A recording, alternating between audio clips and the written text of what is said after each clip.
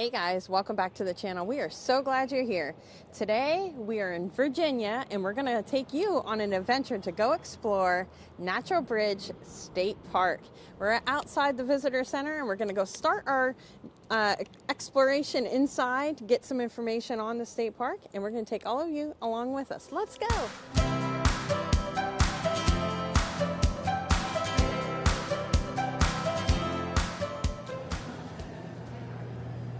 All right, Mandy is already in shopping around. It's her favorite part of all these is the visitor center. But we had already purchased our tickets. It's $9 a person, and it's just over a mile walk, which includes a natural bridge and a waterfall. But I'll give you a quick look around the inside of the visitor center. It has lots of unique gifts in this one. Oh, there she is. What's she buying? A bat. No, I'm just looking. Look at these little kid toys, aren't they cute? Oh, otter. I'm buying this. She's buying a card. Yeah, I'm going to frame it. Nice. Yeah. Okay. Let me just give you a quick look around. A lot of kids' toys over here.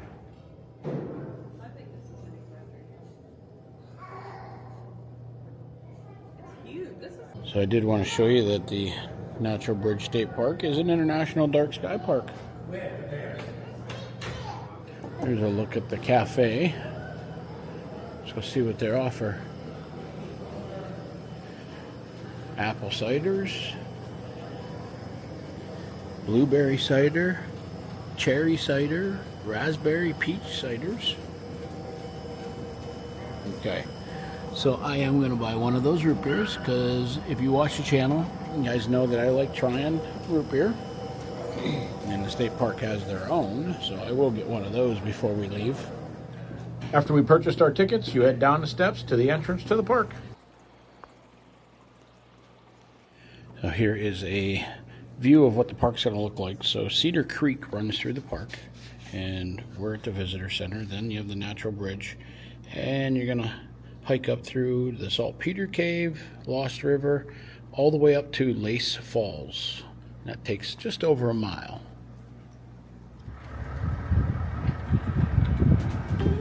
At 200 feet tall, the Natural Bridge is the largest limestone arch in North America. It has been a destination for millions who have come to see this geological marvel. The bridge was purchased in 1774 by Thomas Jefferson to preserve its natural character. Jefferson hired a freedman named Patrick Henry as a caretaker.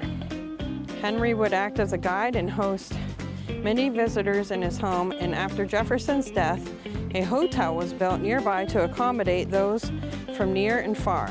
Jefferson and Henry set the trend for the next 200 years. The bridge was privately owned as a resort with various hotels in 2016 with the founding of Natural Bridge State Park.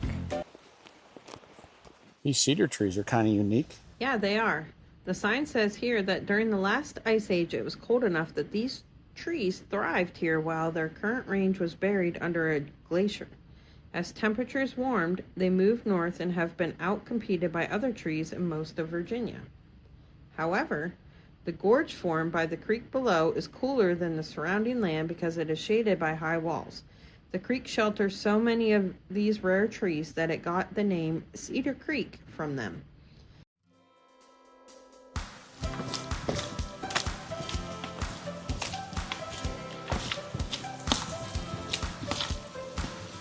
Another one of those cedar trees. Interesting waterfall here. There is another gift shop at the bottom. This is also where we have to buy or show our tickets. There's a look outside of the gift shop.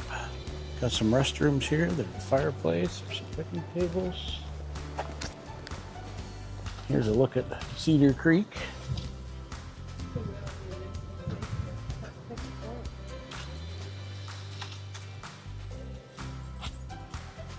I guess we need to head down that way. Well, we didn't have to go far to find the Natural Bridge. It's right there. Get a little closer.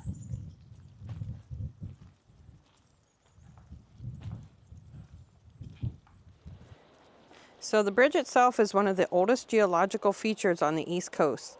The limestone base consists of compressed remains of organisms that lived in the seas during the Ordovician period of the Paleozoic era nearly 500 million years ago. As recently as around a million years ago, a sinkhole diverted Cedar Creek and channeled it as an underground river. Eventually, the cave collapsed, leaving only the thickest part of the cave ceiling, which is the bridge we see today. So this sign here shows how it sizes up to Niagara Falls and the Statue of Liberty. So here's the Statue of Liberty versus Niagara Falls versus Natural Bridge. So Niagara Falls is 167 feet tall.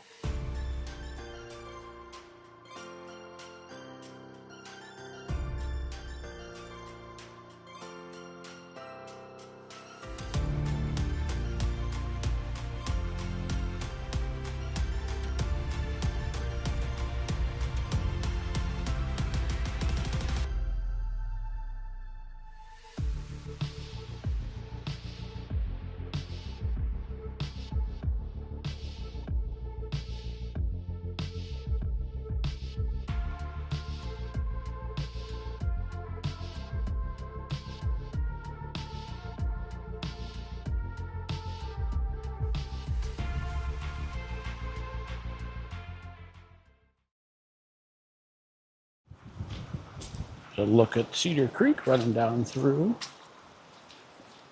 This is right in the center of the arch. So I found one of the surveyor marks right in the center of the arch. Of course, I find this laying right here beside this black wire. Can't see his head, but I can surely see his body. I know it's graffiti, but something that I think is really neat is all these carvings in the rock.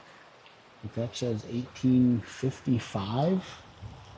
And all the way up through here, there's different carvings in the rocks with different names. See if I can find another one. So there's something right there, but that's not one of the really good ones. I showed you a bunch of these.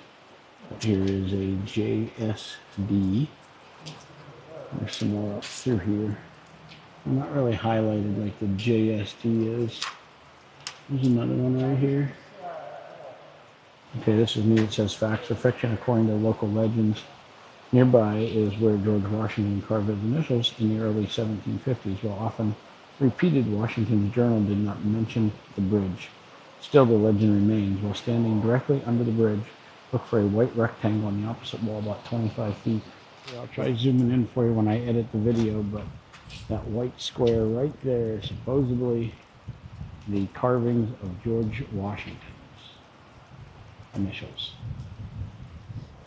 I see they have a lot of benches set out here. This would be kind of cool to sit through a ranger program. We'll have to come back. I wonder if this is where they do the dark sky park. Oh, I'm sure, yeah. It'd be really neat.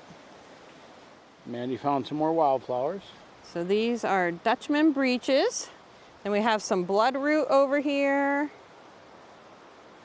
And then these are little spring beauties. There's a few of them. A few spring beauties. There's some more Dutchman breeches. They're all actually all the way up there. So cool. Here's a look as we continue up Cedar Creek. It is a paved path. Nice and wide. It's very popular though.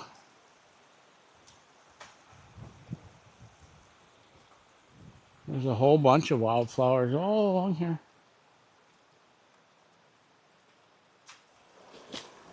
This is a really nice walk right here along the creek.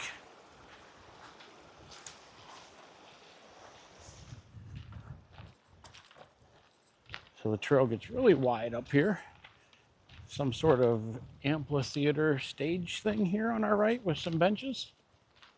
Maybe this is probably where they do the dark sky park here, because now we're getting away from houses and stuff.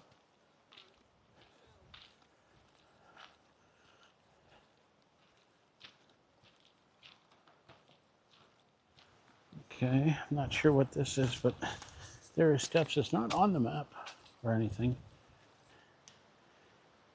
I don't really know what it's for. It's not posted on the map at all. And now Mandy is venturing off the main trail, going to the right for something. Let's see what she got. It says Hemlock Island is this way, so let's wander down with her and see what she's got going on. Oh, see an island? Unless it's down here by Mandy.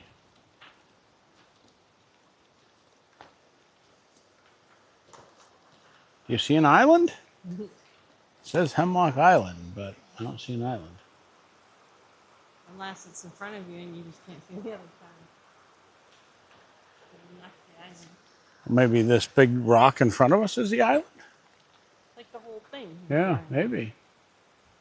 Right, so Saltpeter Cave is 1/10 of a mile, Lost River is 2/10 of a mile, and Lace Waterfall is a half mile.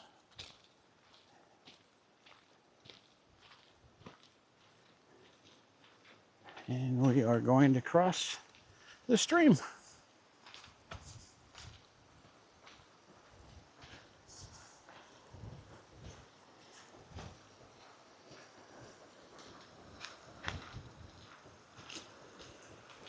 It's pretty wide right here.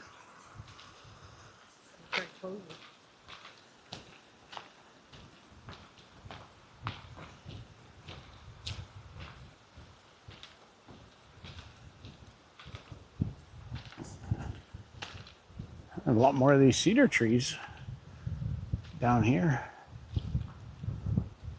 This whole area is lined with cedar trees.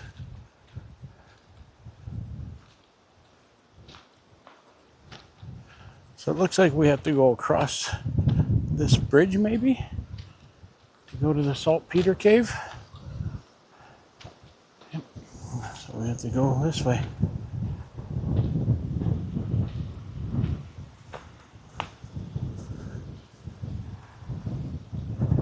Another view of Cedar Creek.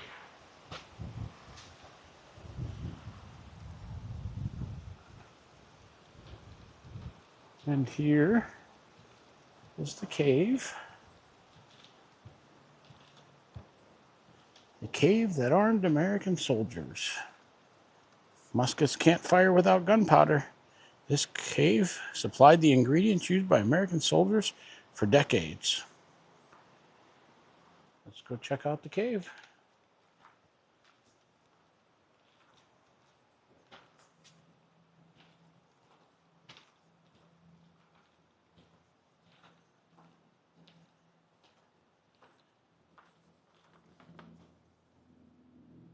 Doesn't go back in very far.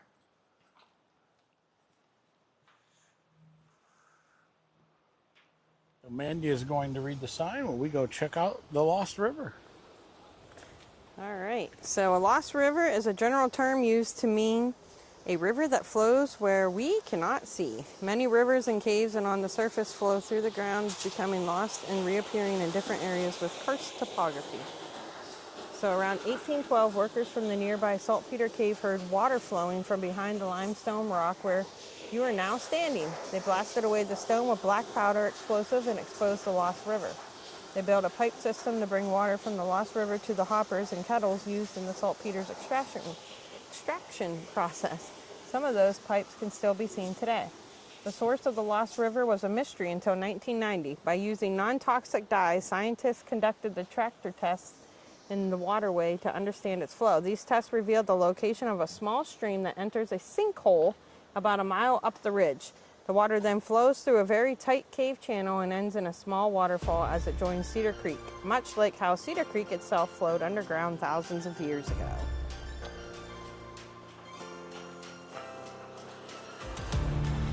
Look up Cedar Creek. Boy, is that a pretty shot. And here's the trail. So we got about 3 more tenths of a mile to the waterfall.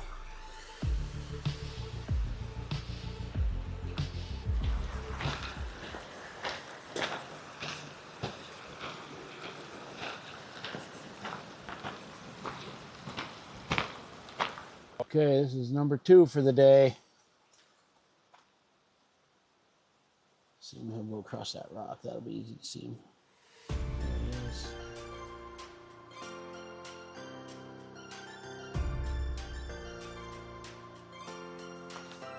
There's some more of the trail as we make our way to the waterfall.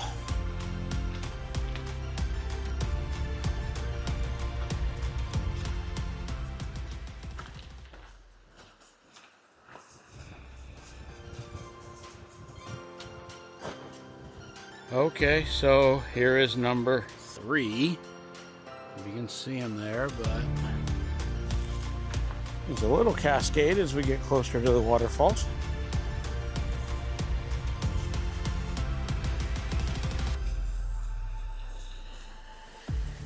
Lace Fall is 0.1 mile ahead. I can just see it barely up there.